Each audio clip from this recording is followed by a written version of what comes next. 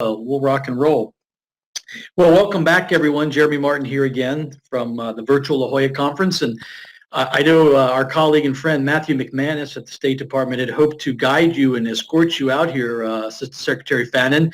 I know Matt's always very skillful in leading his bosses to the La Jolla Conference, and somehow Matt gets a trip out of it as well. Unfortunately, the only trip he got this year was to a virtual platform, but we're really happy to be able to welcome you. And Francis Fannon's the Assistant Secretary at the Bureau of Energy Resources at the U.S. Department of State. You have the bio there on the site. In essence, in this role, he oversees U.S. foreign policy at the critical intersection of energy and national security. This is a job that was created several years ago when it was realized just how important energy is as diplomacy and just how important it is to have it at the State Department. And so now he's leading this role as the Assistant Secretary. He's got a great background in energy. He worked at Murphy Oil in the D.C. office. He's been a managing director at BHP Billiton in the Washington office.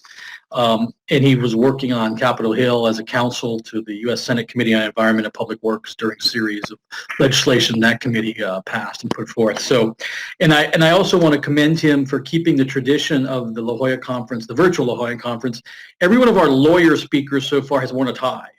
So he has a JD from the University of Denver along with an MA, and he went to Radford for undergrad. But we've had the General Counsel of OPEC with a tie. We've had the Vice Minister of Chile with a tie. There's one other lawyer I'm forgetting. So thank you. We've had 5 or 6 lawyers, and they've all worn a tie. So, and if anyone didn't hear this before, we're pleased to see he's now a member of the Club of Beard Wearers. Assistant Secretary, over to you for some opening remarks, and then we'll get into our conversation. Yeah, thank you, Jeremy. Thank you, everyone, for dialing in. I'm very sorry that I can't be there, and we all can't be there in person.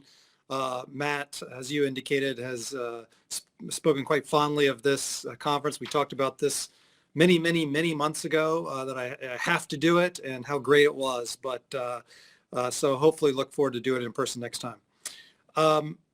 Thank you for taking some time to share a little bit about what we're doing here, and particularly in the Western Hemisphere. Where we focus at the Department of State is that nexus between where energy really is, and energy issues writ large are really a proxy for other foreign policy issues. That what we're focused on is promoting stability of global energy markets to increase investment, increase economic prosperity. Energy, of course, is foundational to society, and societies are increasingly, of course, they're growing. And what we see globally, I have a global remit, and what I see around the world is a bottoms-up demand and a call for cleaner forms of energy. And this is a global phenomenon. What this is reflective of is bottoms up, as I indicated, is in part the remarkable transformation of societies and economies around the world, and the new opportunities that are being afforded to people. And when they go, they travel, they see cleaner environments, and they would demand that, and they want that for their own from their own government. So we really see this as happening. The scale of it, though, is really unprecedented, and this is calling on a whole new, open up new frontiers for demand for the minerals that provide the cleaner forms of energy.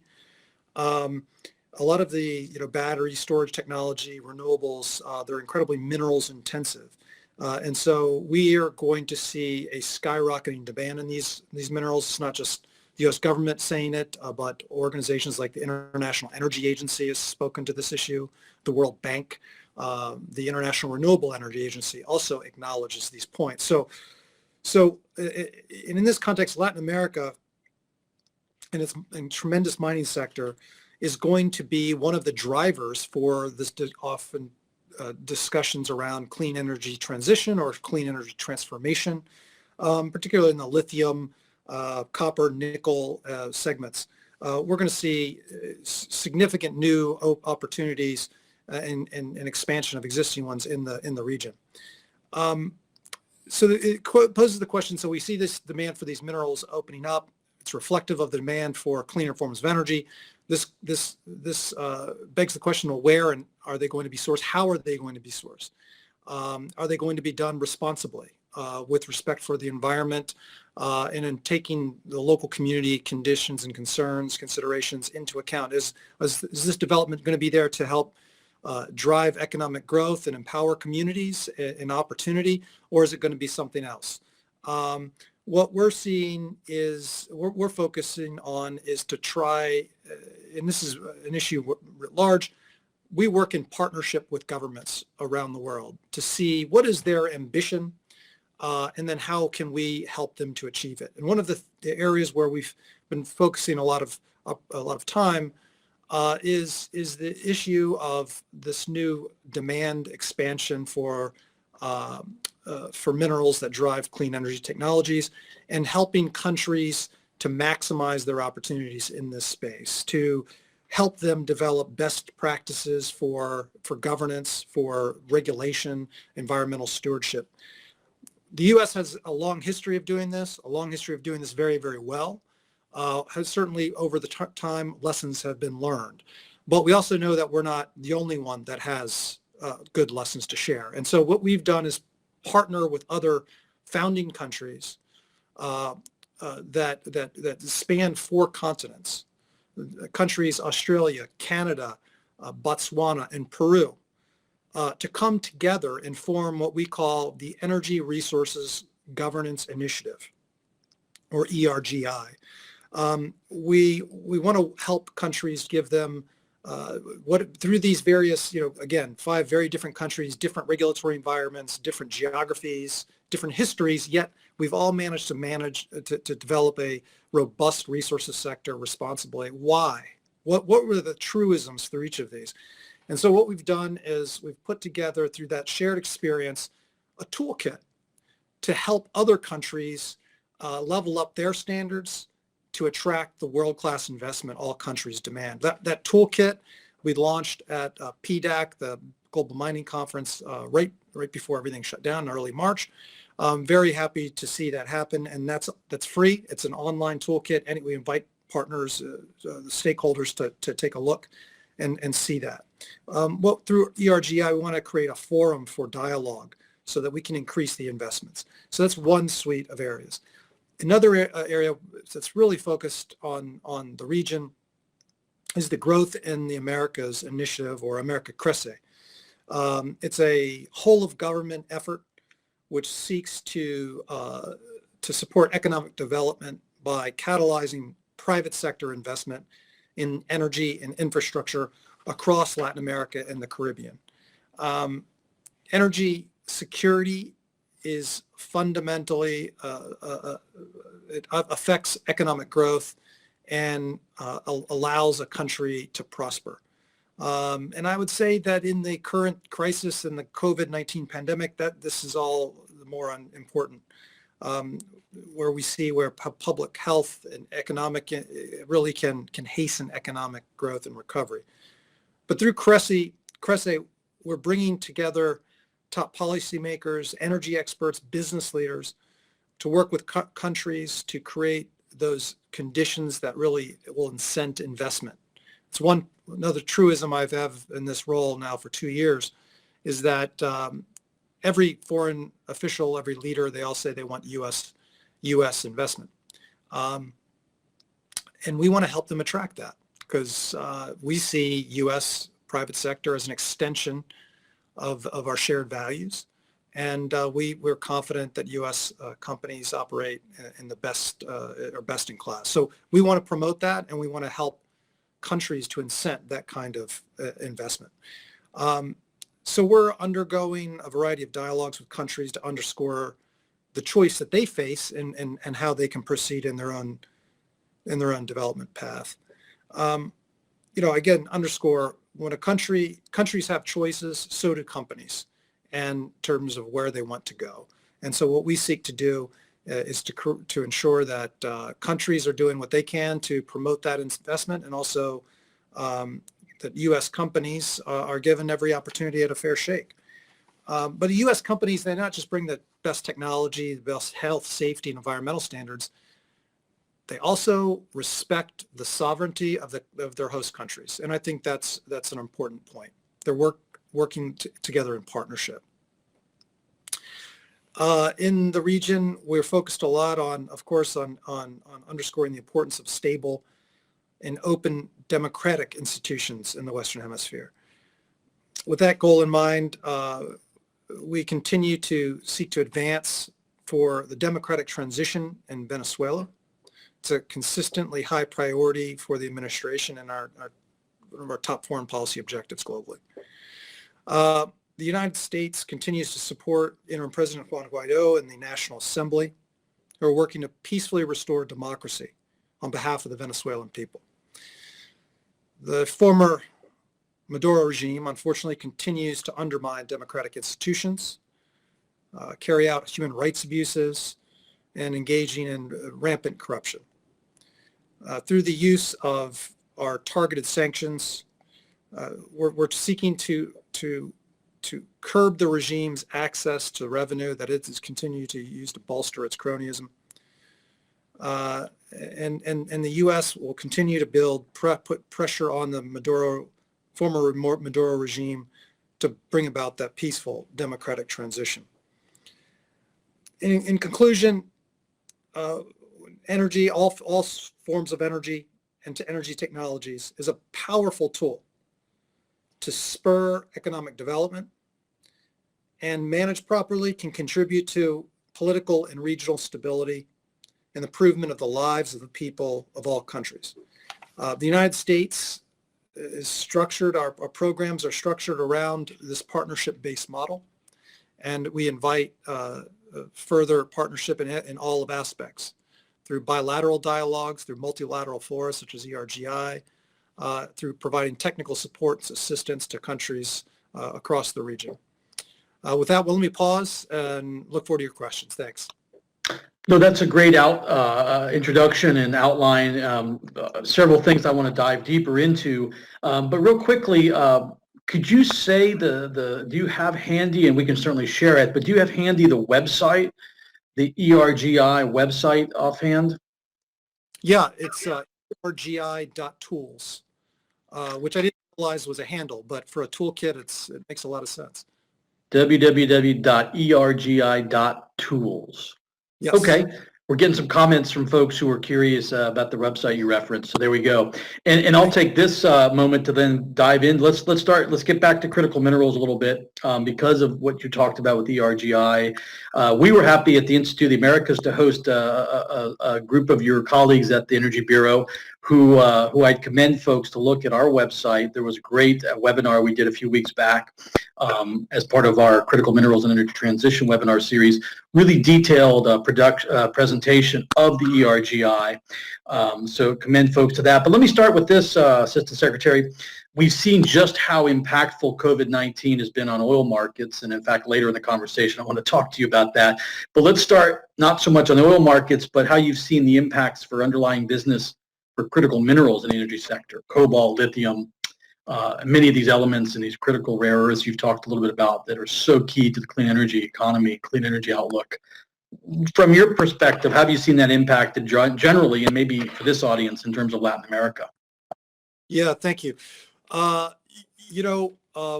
I think the COVID pandemic experience just underscores the criticality of having resilient, reliable, and secure supply chains. Of course, we're focused a lot here in the ERGI in particular with respect to some of the extraction. But through the entire supply chain, it's critical that we have the resilience because these products that these minerals allow is what we all are using right now. It's how we're connected. So we have to ensure a reliable supply. With respect to COVID-19, even the global slowdown that we've seen, it was a question I posed as well. Historically, when you see you mentioned the oil price situation, when you see a collapse in oil prices, it tends to create a headwind against otherwise planned ambition for alternate sources. So I've engaged producers, minerals companies, miners. I've talked to battery technology companies. I've talked to auto manufacturers. whether and to what extent the slowdown has had on their own scenario analysis, their forecasts, their projections. And I've talked to a variety of many companies that have significant operations in the Western Hemisphere. And to a person, their scenarios have not changed at all. Well, the demand destruction that we've seen immediately is really demand delay for a matter of months.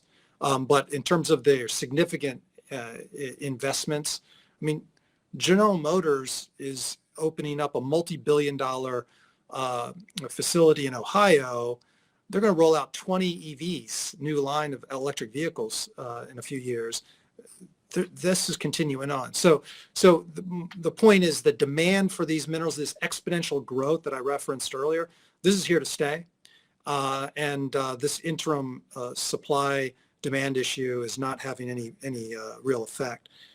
You know, we've seen some of the mines in Latin America shut down temporarily to address worker safety issues. But again, I think that's just a blip, and the march is on.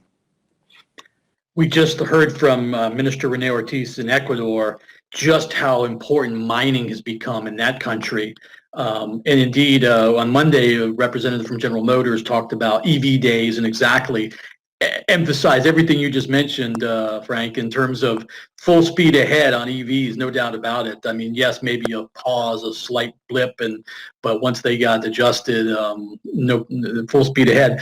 Let me ask you, because I know you were in Peru before we all got locked down, and I always think it's interesting to hear, you know, anecdotally and specifically vis-a-vis one or a market. Talk to us about ERGI, critical minerals, and what exactly you were doing in Peru and where they fit in. I think it's interesting to take that market as an example. Yeah, thank you. Yeah, I was visited Peru last April. The trip was, you know, of course, was in the capital, but I also went out to Arequipa and had the opportunity to visit their largest copper mine, Cerro Verde, and it had a huge effect. Of course, as you indicated, I've also worked in the mining industry, so doing the bit of industrial tourism isn't new to me. But I have to say, it was a standout project, and they really encapsulated well the balance of helping ensuring that I mean, these projects have 50-year time horizons. They have to work well with the local communities if they're going to be an ongoing concern and if they're going to have that shared value concept. And one of the things that I was really struck with was how they were able to the mining operation, working with local communities and stakeholders, and as well as the government, was able to rehabilitate a local waterway and create fishing back into this. It was a really virtuous kind of story, as well as the broader economic development. I just note that because we see globally, as I indicated, this demand for these minerals the curve is straight up, but oftentimes support for mining is going in the opposite direction. We need to reconcile this, and part of the work, that project that I was able to tour and see some of the local community effects really is a way to make sure that there's an alignment of those, so there's not this dislocation. ERGI has been influenced, and that's exactly the kind of concepts that we're seeking to develop. And in ERGI, we're going to continue to build out some of what is best practice, what are the tools, what are the specific, the paths that a country, when they're establishing, for sometimes the first time, a geological survey. How do they have data and record management? How do they attract investment? How do they assure transparency? How do they create the balancing approach to having to ensure to maximize revenue, but also ensure that a company's going to be there for the duration, for a real investment, for a generation? I mean, these are the kind of the balancing acts that they have to go through. And so this is what the ERGI toolkit is really intended to not to provide the answers necessarily, but provide the options. And if you go in this direction, here's the likely result. And we're taking specific case studies and showing what these will look like in practice.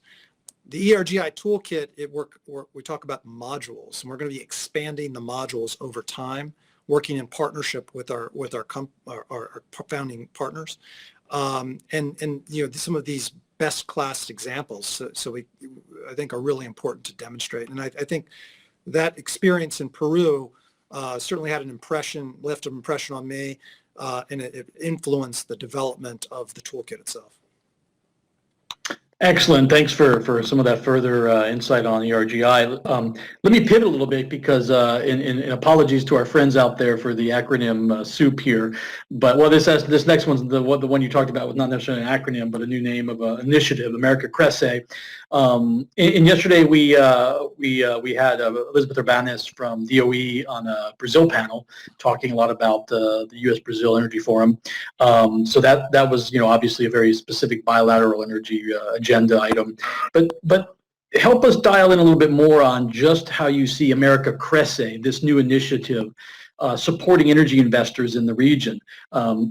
Maybe you could give folks a little bit of a background, because there's been some changes in how the U.S. government is financing investment in energy, in supporting energy investment, right? No, you're spot on. And you're right. I mean, what America Crece is to demonstrate. Let me back up. You mentioned the DOE bilateral work in Brazil. We have a lot of government agencies, and they're all appropriately invested in various ways in the hemisphere. But what we're seeking to do through Crece is create clarity and a whole of government level of engagement across the alphabet soup of government, of the federal government, to harness all of that so that global stakeholders have clarity and kind of a one-stop shop of the totality of the government engagement with a particular country. And so that's what we're doing through the State Department and through the Crece initiative. Is to bring it all under so that it provides that degree of clarity to stakeholders. Also, energy components, it affects so many other variables within any economy, and how one divides up an energy project, or is it infrastructure, is it economic development, and so Crece seeks to just make it somewhat easier, and allows us, the tacticians, to figure out where best a project might fit within the overarching USG. But we work in very close collaboration with the Department of Commerce, Department of Treasury. You mentioned the Department of Energy, USAID. They're all a part of this. But I think you also referenced financing, and this is an important new tool. We have a new entity called the Development Finance Corporation. It was stood up in December. Moving forward, and actually take the new branding was effective this year. But the DFC was what once was OPIC, the Overseas Private Investment Corporation, plus there was another USAID Development Assistance Program. Created a new mechanism called the DFC. The DFC is a part of this Crece whole of government initiative. Energy is a priority area for investment through the DFC, and what we have done with the DFC is increase the amount of lending possible to $60 billion. It more than doubled the existing authorized level. It continues to issue things like risk insurance, historic kind of products, but for the first time, this is important, the U.S. federal government through the DFC can now take an equity stake in projects around the world. And that has, as I understand it, a significant capacity to de-risk capital. It allows for new blended financing of projects so that the DFC could now be an anchor or support other development financial institutions. So we get blended finance projects. And so hopefully we think that this will catalyze significantly more U.S. private sector investment working in partnership with the DFC. and the totality of the U.S. government in support of those projects. No, I appreciate you. I was not aware of that. I imagine most of our participants weren't aware. That's a huge change. I mean, you talked about the legacy toolkit or products of OPIC and Exim Bank, but this idea of a U.S. government equity stake, I mean, that's a la IFC, right? In the sense of, so that's a huge change. We'll look forward to some further details on that. We're running out of time, and I want to talk about two more items. We referenced oil markets, but I want to finish there. But let's first talk about Venezuela. Obviously, you cited that as an administration priority. The change in government there, or the removal of one government for the legitimate government. Let's talk a little bit about the energy situation. I mean, historically, we had the head of PDVSA at La Jolla Conference every year giving a keynote. Historically, we had the energy minister from Venezuela. I mean, back in some of the original bilateral days of energy diplomacy between the U.S. and Venezuela. But discuss a bit about the energy situation, but also what impact the Venezuelan crisis is having on the region more broadly. And just do that in a minute or so, and then we'll finish with the oil markets in a minute. You know, these easy things in 1 or 2 minutes. You got it. Yeah. The Venezuela was one of the, and you mentioned PDVSA. PDVSA used to be really one of the shining stars in terms of oil companies around the world. The Maduro, the former Maduro regime has pillaged that organization and put a bunch of criminals in to lead it. You've seen the production from that drop significantly prior to the imposition of our sanctions.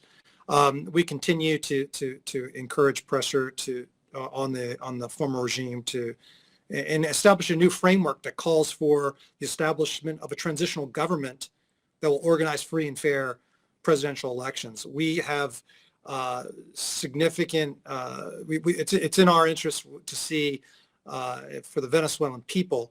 We want to see them succeed and provide them with the opportunities they so richly deserve. And as you pointed out, the former Maduro regime's kleptocracy and corruption has really created a diaspora of effectively a refugee crisis that is affecting other countries. And we call on them to leave and call on that new framework for free and fair elections. Venezuelans want to go back to their country. We could spend all day on Venezuela, and unfortunately we don't have all day, but let's finish with oil prices. So look, everyone for the last 2.5 days of this virtual La Jolla conference has had either in their conversations, in their discussions, in the panels, or at the back of their mind, the global oil market, and it's on all of our minds. I mean, prices have come back a little bit, but I think what will be fascinating here to finish with, Frank, is during the OPEC Plus discussions a few weeks back, and Minister Ortiz from Ecuador referenced the 60 folks around the Zoom table. The U.S. was obviously involved in that. So let's go right to the point here. What has the U.S. administration done to stabilize oil prices? And again, another one of these great, here, I'll give you a minute to respond to that. Sure. Well, what we've done, firstly, the Secretary of State, and I'm trying to get the exact date, I think March 14th, had a call with the Crown Prince and encouraged the kingdom to use not just its platform as a global energy leader, but also as the head of the G20, which the construct of the G20 is to support economic markets and make sure that they're in stable condition. And so called on the Crown Prince, and there's a public readout of that, so you can go to that, called on the Crown Prince to use his position to help manage that, given the incredible, unprecedented COVID crisis that we're in. And so we were pleased to see that kind of idea take hold. And you saw the G20 meeting, the OPEC Plus agreement proceed. What the U.S. is doing in particular is we turn to this and we cited this, is our private sector is responding to the low price environment. They say the best cure for low oil prices are low oil prices. And we're seeing a tremendous it's just the benefit of the free market system in our country. High oil prices triggers innovation and the entrepreneurial spirit to come up with new ways of finding energy. That did that when the U.S. helped establish the deep water industry, and it helped do that when it established the shale revolution. It works in the other way too. What I think was important to underscore, though, is that the U.S. will learn from this experience. The companies will become more resilient, more disciplined, and the geology, the rocks are going to still be there. And we anticipate that the United States is still going to continue to be the greatest energy country in the world, not just because, and it's not because the U.S. government deems it so, it's because we have a private sector that is entrepreneurial, innovative, and if we as a government allow them the room to maneuver, we think that they'll always rise to the occasion. Thank you. You remind me of that famous saying, "Rocks don't go bankrupt." So, so we have a lot of these metaphors and little sayings. Seem they pop back up during this low price environment. But well, we're back to this amazing $30 range, right? Who would have thought we'd be so happy to see $30, right? So we have to leave it there. It's 12:02 in California, after 3 in Washington. Thank you so much, Assistant Secretary Frank Fannin from the Bureau of Energy Resources at the United States Department of State. And we look forward to continuing engaging with you and your team and others in the whole of government on America Cresse. I'm reminded just how important it is that message and just how important that is for the sector and energy sector and for the countries of the region to know more about that. So I look forward to doing that down the road, and maybe a virtual webinar or something. We'll talk to Matt and his team. We appreciate John Stoll's work as well as getting you dialed in for the session today. Have a wonderful afternoon. Thanks for joining us. Thank you. Appreciate it. Have a great day. Take care. Thanks, everyone. We'll see you after a 30-minute break. Enjoy your coffee. Enjoy your afternoon. Thank you.